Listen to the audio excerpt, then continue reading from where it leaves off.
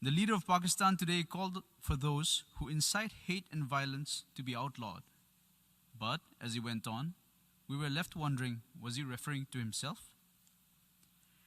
This hall heard the incessant rant of someone who had nothing to show for himself, who had no achievements to speak of, and no reasonable suggestion to offer to the world.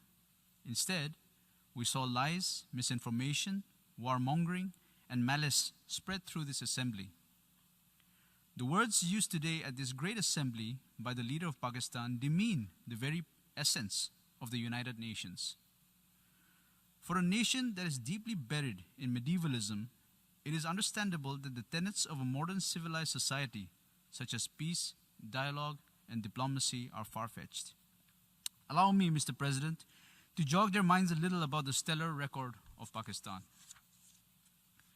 This is the country that brought genocide to South Asia 39 years back when it killed its own people. This is also the country that is shameless enough not to offer a sincere apology for the horrors it perpetrated even after so many years. This is the same country that provides pensions for dreaded and listed terrorists out of state funds. This is the same country that has the dubious distinction of hosting the largest number of terrorists proscribed by the United Nations. The leader whom we heard today is the same person who referred to the terrorist Osama bin Laden as a martyr in his parliament in July. The same leader who spewed venom today admitted in 2019 in public in the US that his country still has about 30,000 to 40,000 terrorists who have been trained by Pakistan and have fought in Afghanistan and in the Indian Union territory of Jammu and Kashmir.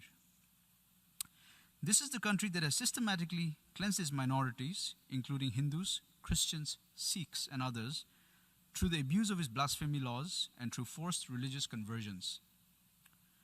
For someone who professes to be a champion of Islam, this is also a country that has encouraged killing of fellow Muslims merely because they belong to a different sect or to a different region in Pakistan, and through sponsoring terrorist attacks against its neighbors. The only crowning glory that this country has to show to the world for the last 70 years is terrorism, ethnic cleansing, majoritarian fundamentalism, and clandestine nuclear trade. Mr. President, let me assert here loud and clear. The Union Territory of Jammu and Kashmir is an integral and inalienable part of India. The rules and legislations brought in the Union Territory of Jammu and Kashmir are strictly internal affairs of India. The only dispute left in Kashmir relates to that part of Kashmir that is still under illegal occupation of Pakistan. We call upon Pakistan to vacate all those areas that it is in illegal occupation of. What should rather be on the agenda of the United Nations is Pakistan's deep state and its unrelenting political and financial support to terrorist organizations and mercenaries which are a threat to global peace and security.